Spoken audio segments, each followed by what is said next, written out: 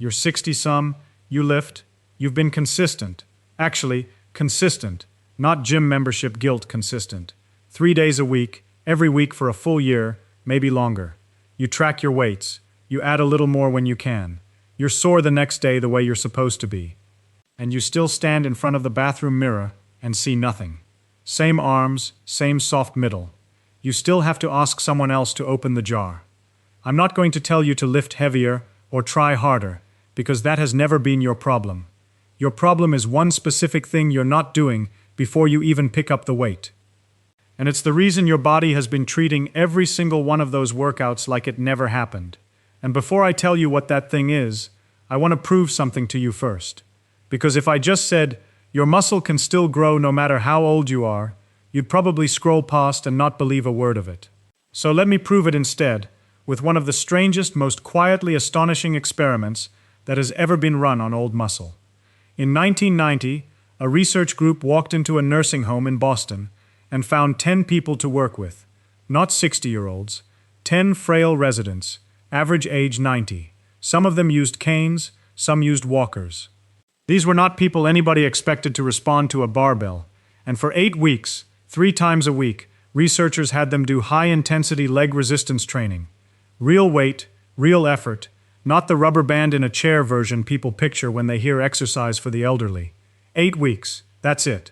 And when they measured what happened, the strength gains in those 90-year-old legs averaged 174%, not 17,000, 174. Their thigh muscle area, actual physical tissue, measured on a scan, grew by 9%. And their walking speed, the tandem gait that tells you how close somebody is to a dangerous fall, improved by 48% in 8 weeks in people pushing 100.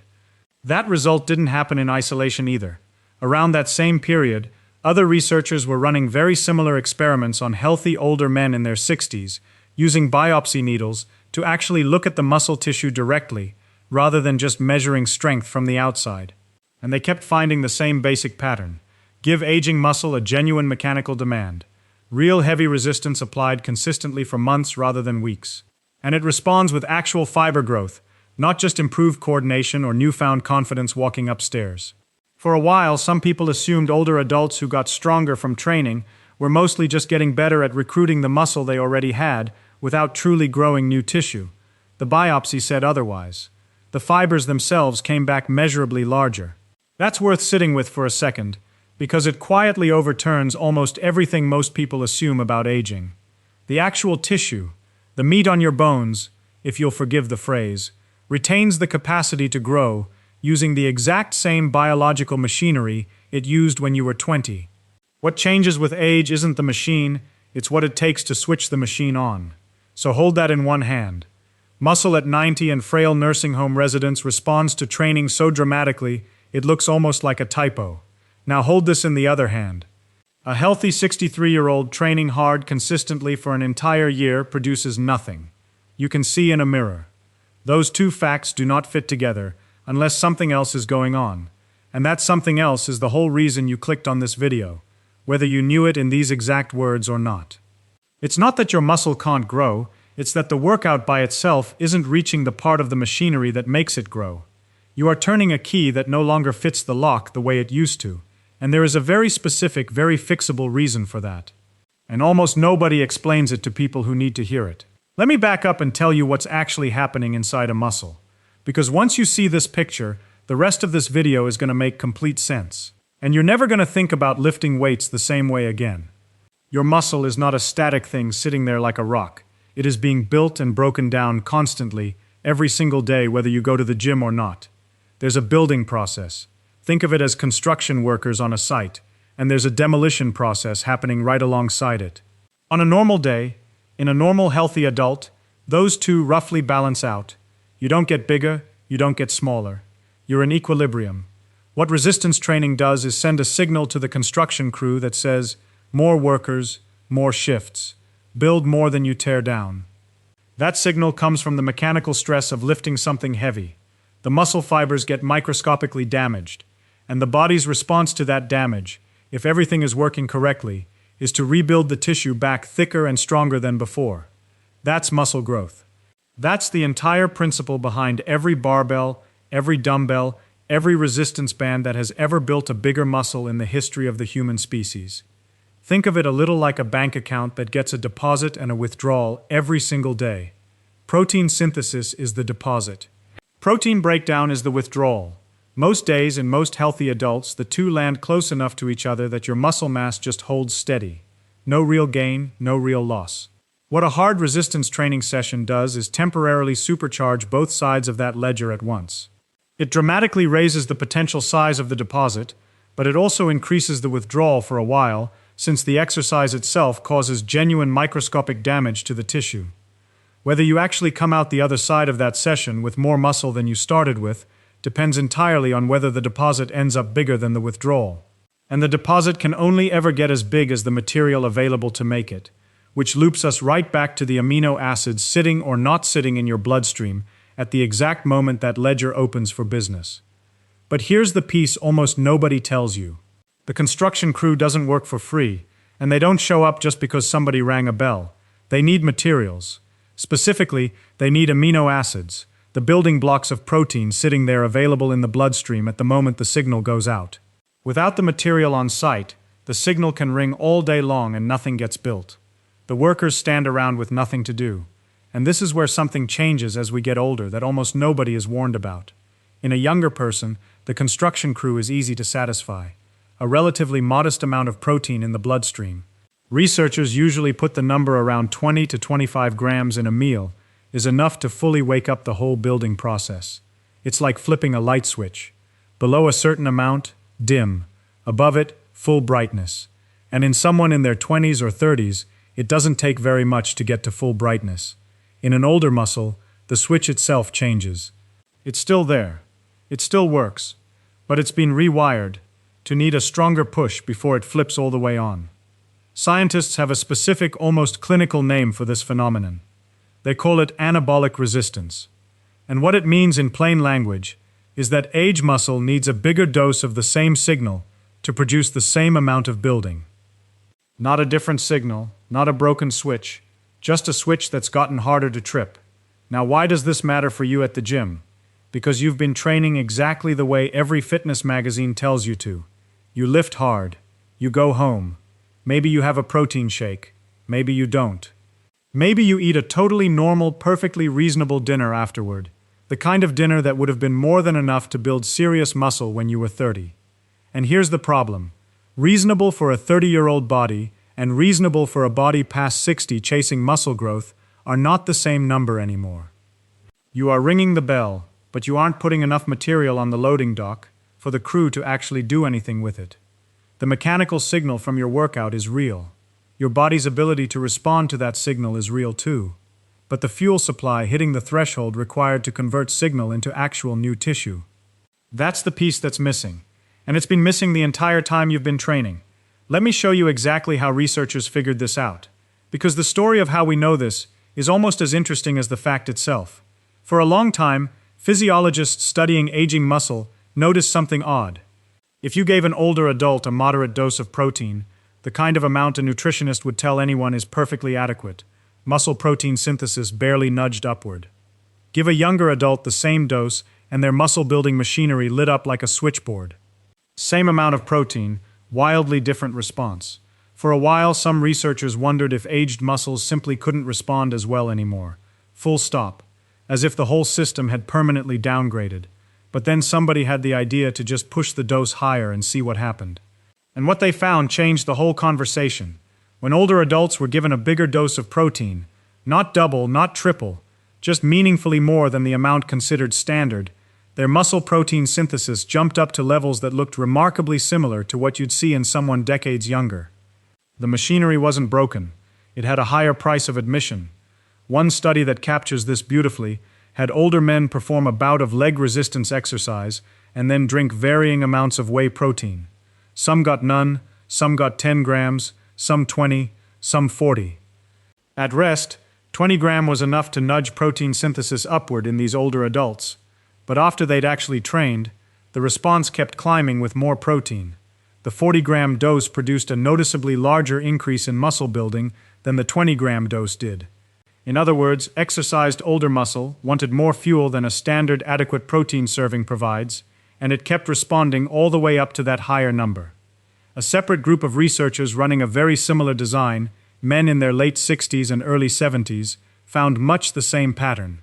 Protein intakes in the range of around 40 grams drove a noticeably more robust building response than the smaller normal doses that would fully satisfy a younger trainee. So, here's the number that matters, and I want to say it plainly because this is the part people search for and rarely find explained clearly. In a younger adult, roughly 20 to 25 grams of high-quality protein in a sitting is generally enough to maximally trigger the muscle-building switch.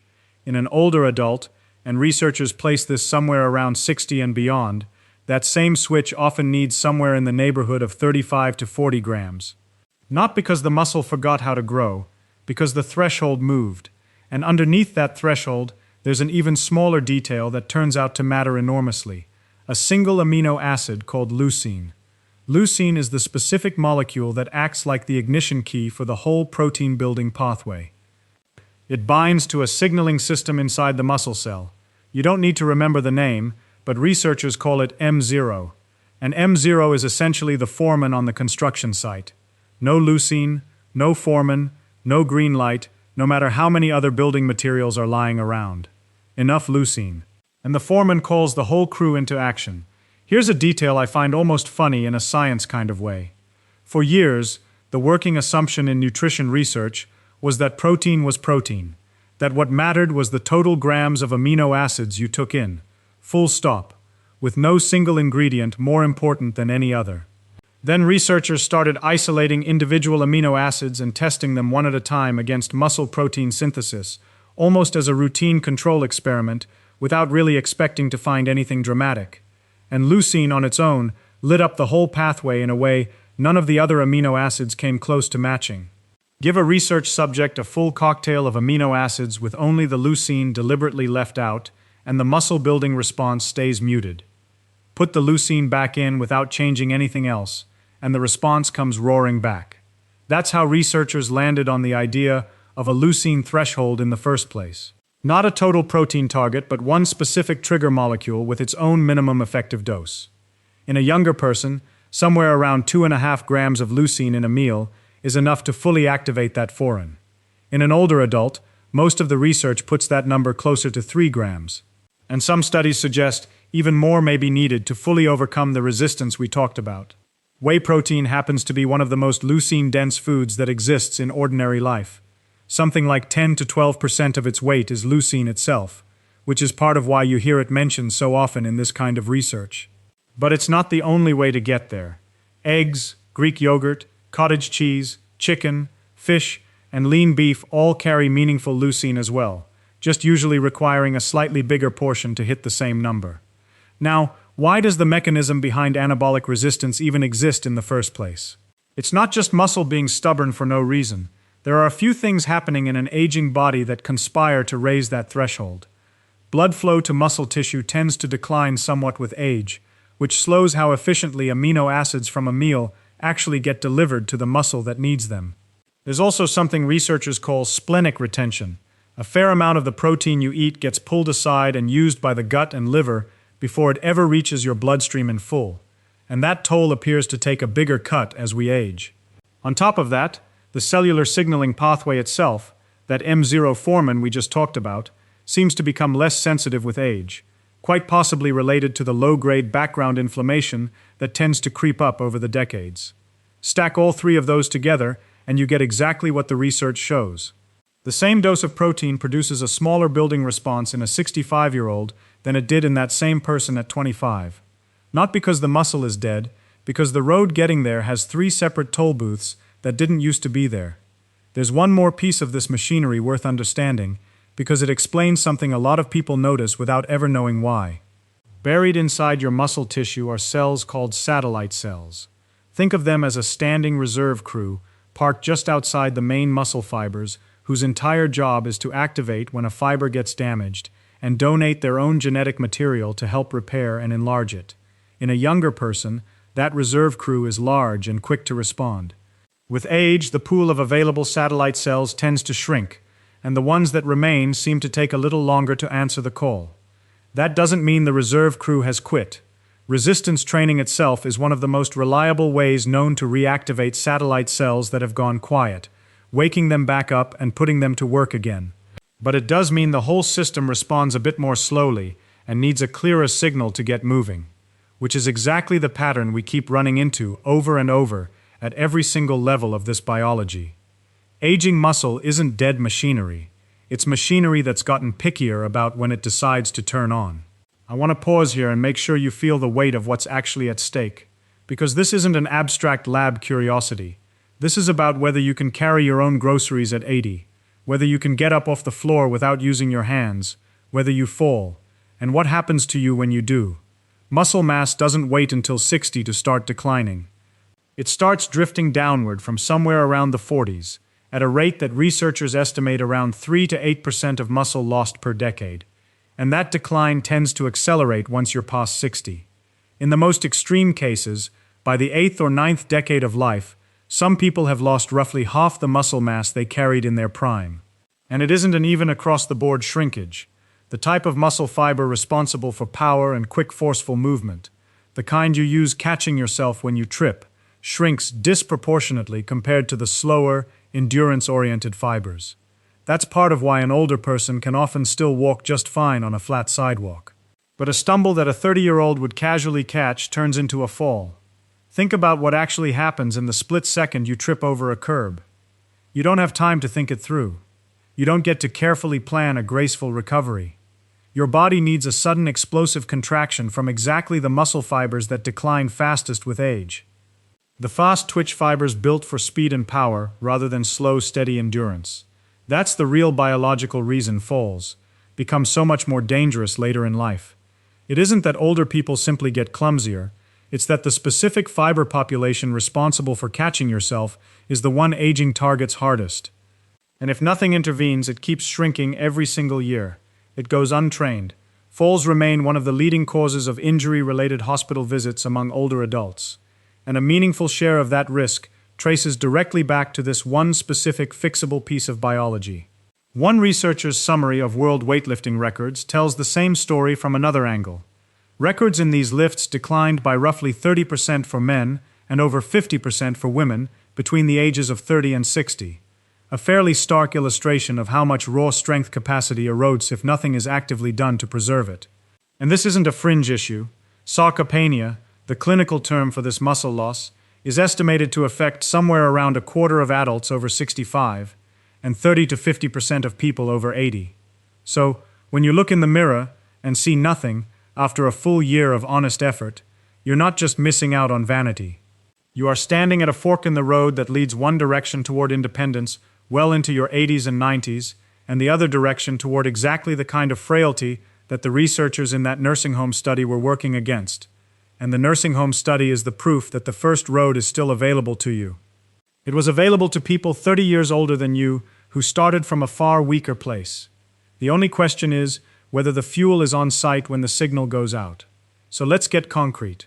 Let's talk about what actually changes, starting with your very next workout.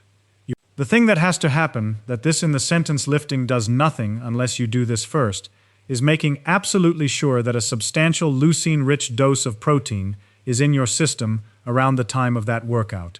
Not vaguely over the course of the day, specifically close to the training itself. In a large enough single dose to clear that higher threshold, your older muscle now requires somewhere in the range of 35 to 40 grams of high-quality protein, ideally carrying somewhere around 3 to 4 grams of leucine, eaten before or shortly after you train. That is the material showing up at the loading dock at the exact moment the construction crew gets the signal to start building.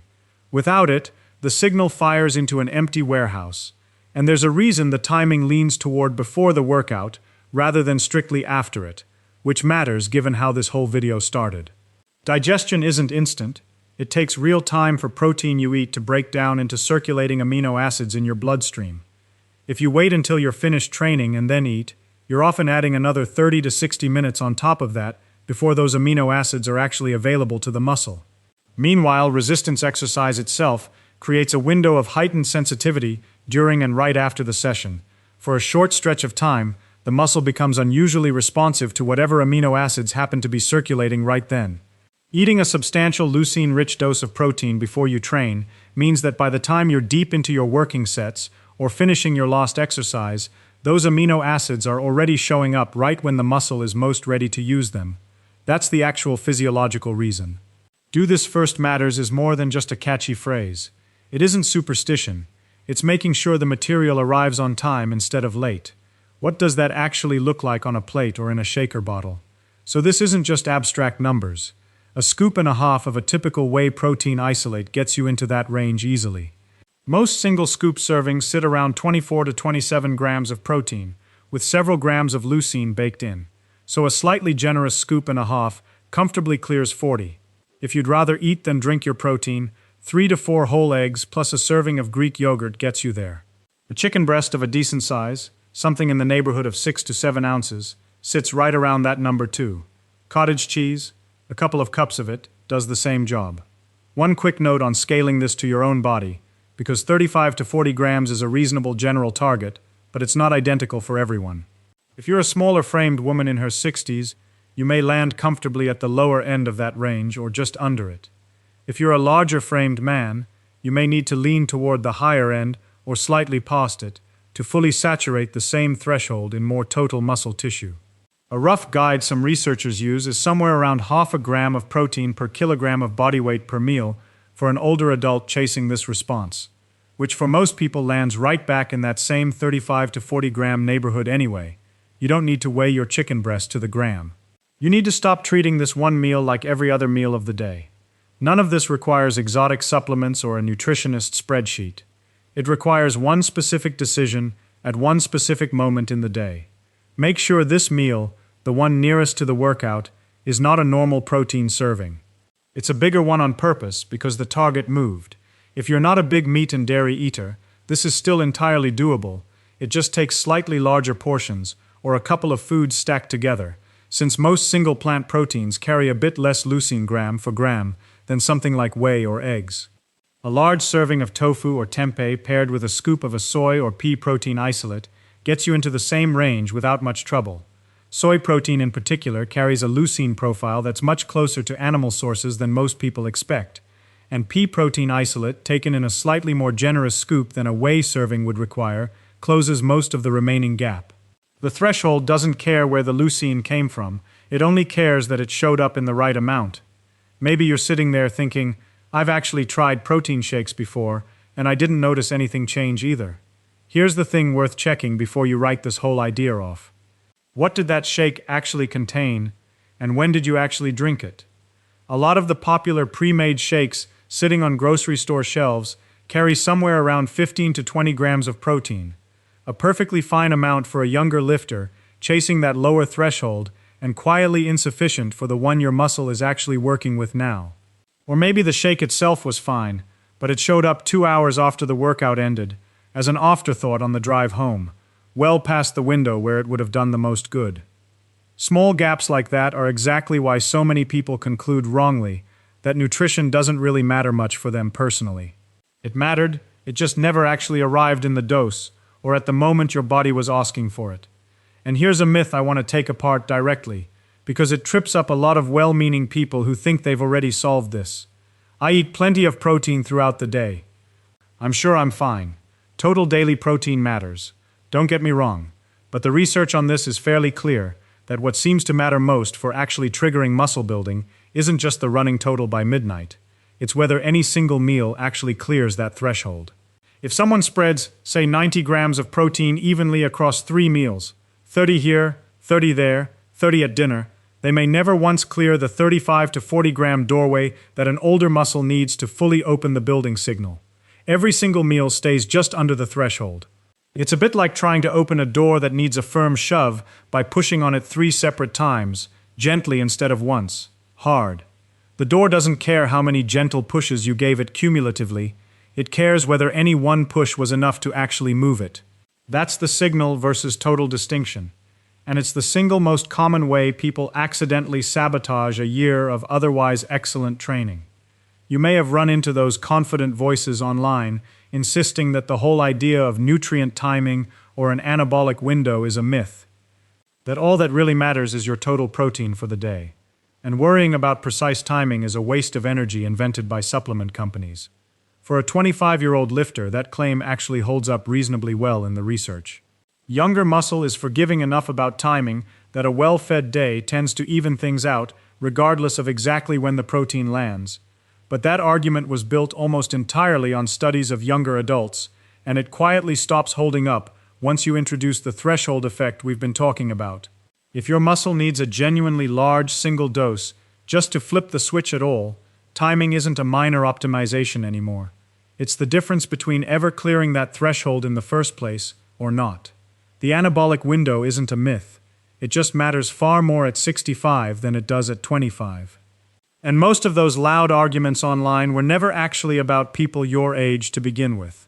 Now, I want to be honest with you about something because I think honesty is what makes any of this worth listening to. Protein timing is not magic on its own. It is not a substitute for the workout. It's the other half of a two-part equation, and both halves have to show up. You can eat a perfect 40 gram of leucine-rich protein around a workout that never gets harder, never adds weight, never asks the muscle to do more than it did last month, and you will not build meaningful new muscle. The mechanical signal, real effortful, progressively harder resistance training is what tells the body a bigger, stronger muscle is actually necessary. The nutrition is what makes sure the body has what it needs to answer that request. Neither one works without the other. You've had half of the equation locked down this whole time. You just didn't know the other half existed, and neither did that notebook full of carefully logged sets and reps. Let's be fair to the other half of this equation too, because Lift Weights is doing a lot of work in that title, and it deserves more than a passing mention. The training itself has to actually qualify as a stimulus your body takes seriously. That generally means real compound multi-joint movements, a squat pattern, a hip hinge pattern, a pushing movement, a pulling movement, loaded heavily enough that the last couple of repetitions in a set are genuinely difficult. Done 2 to 3 times a week with the weight or the reps creeping upward over time, rather than staying comfortable forever.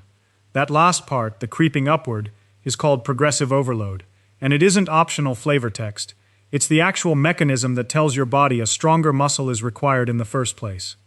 A muscle that's asked to do the same thing, at the same difficulty, month after month, has no biological reason to change. No matter how much protein surrounds it, the protein makes growth possible. The progressively harder training is what makes growth necessary.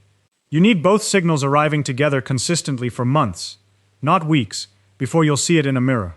You gave it a full year, maybe longer on the training side, which is genuinely commendable, and it's exactly why the missing nutrition half is such a frustrating, quietly avoidable gap to have gone unfilled for that long.